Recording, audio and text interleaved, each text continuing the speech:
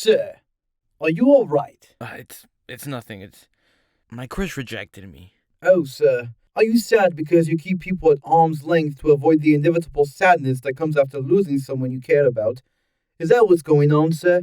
Look, I don't know what you just said, but I'm in my fat Thor era. Speaking of Thor, have you seen the new Thor sequel, Thor: Love and Thunder? Of course I did, sir.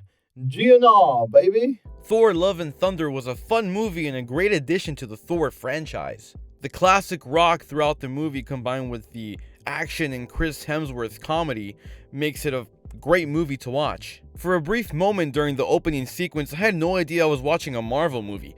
I mean, it doesn't even start out with that Marvel opening sequence, with the music that goes dun dun dun dun dun dun dun dun dun dun dun dun. You know what I'm talking about, right? Basically, anytime Christian Bale was on screen, I forgot I was watching a comic book movie because of his awesome performance. He's such a dynamic actor. It was kind of weird to see him in a Marvel film. He kind of, overstepped all of these other actors because he's such a great actor. Not to say that, Natalie Portman and Chris Hemsworth weren't great actors. They absolutely were. But what I'm saying, it was just weird to see Christian Bale in a movie like this. And the film was a great way to end Jane Foster's story arc. And there were some very heartbreaking moments throughout the movie. Underneath all of the VFX and jokes, this movie is about pain, relationships, and finding purpose through love. And I wouldn't be surprised if this isn't the last time we see Jane Foster. But it was a good way to, revamp that character because we kind of just saw her as a love interest. Now she's a really strong, an awesome character who's able to wield Thor's hammer. Natalie Portman got yoked. She could smash me with her hammer anytime. Taika is such an innovative director, and I'm enjoying what he's been contributing to the Thor character. I like that Taika, kind of remarketed the Thor character and made him a Flash Gordon type of character with an element of comedy. Before that, they were taking Thor a little seriously, kind of Game of Thrones and Shakespeare style.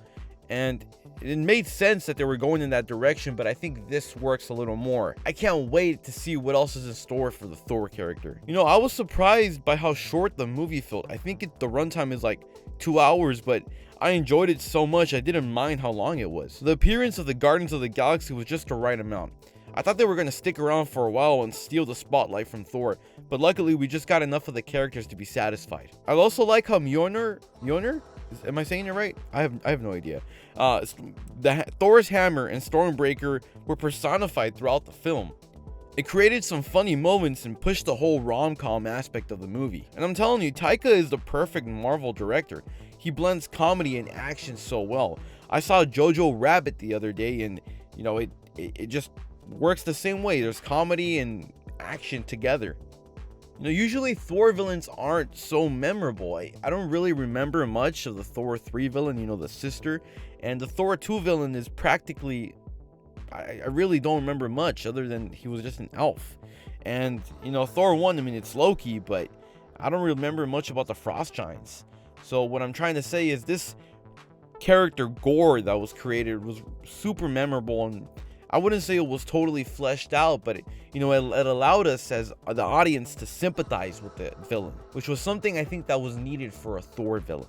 I hope Marvel takes cues from this and starts to develop their villains a little more and cast great actors like Christian Bale. At the end of the movie, we see that Thor is raising a child now. He's raising Gore's daughter. So I wonder in what direction Marvel is trying to go for. My guess is they're trying to set up, the future of the Avengers. There's a lot of potential in Iron Man's daughter's character, and Thor's daughter will most likely take over the mantle of Thor, and I'm sure that other Avengers are going to have daughters or other siblings or younger characters that will take on their mantles and become superheroes. Not to mention America Chavez, who was just introduced in the previous Doctor Strange movie. I would be totally down for a new Avengers type of movie, or a movie like this one.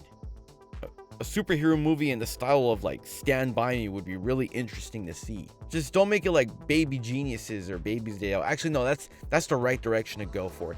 Definitely make it like Baby's Day Out and Baby Geniuses. I also liked how this movie kind of pushed different kinds of gods and introduced us to them.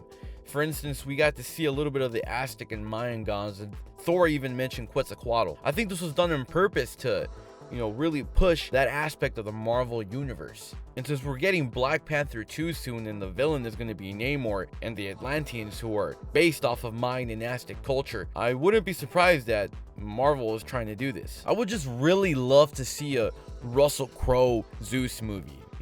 That would be really interesting to see, because I like how Russell Crowe's direction, I liked his direction in the movie. I liked how he was, they kind of made him like a mafia, Greek god. That was really cool, and I'd like to see more of him. Maybe even a Disney Plus show? That would be kind of cool, right? Also, one thing that kind of didn't annoy me, but it was kind of a gripe, is that Marvel characters don't really die. Zeus gets killed in the movie. In the after credits scene, we see he's still alive. And then Jane Foster is still alive in Valhalla. And at the end of the movie, it says Thor will return. So it's like she can come back, and which I'm totally down for. I love Natalie Portman, and it'd be great to have her own film, a Thor movie, just of Jane Foster exploring her character. But the problem now is that it feels like Marvel characters aren't gonna die. It feels like they're always gonna stay alive. So there isn't really anything at stake, but it's because I'm just gonna assume that they're gonna be brought back to life again. But again, I'm not totally annoyed of it. I want to see more of Russell Crowe as Zeus, and I want to see more of Jane Foster, especially now that she's able to carry Thor's hammer. See, sir, there's nothing to worry about. Even Thor was able to find love by the end of this movie. And the worst case scenario is you end up alone forever and use alcohol to drown your sorrow and deepest regrets. Hey, Hal. You're not helping. If you enjoyed this video, consider liking and subscribing. I'll be posting more videos like this one. I'll see you next time when I play classic rock as I take down Gore the God Butcher. Cheers.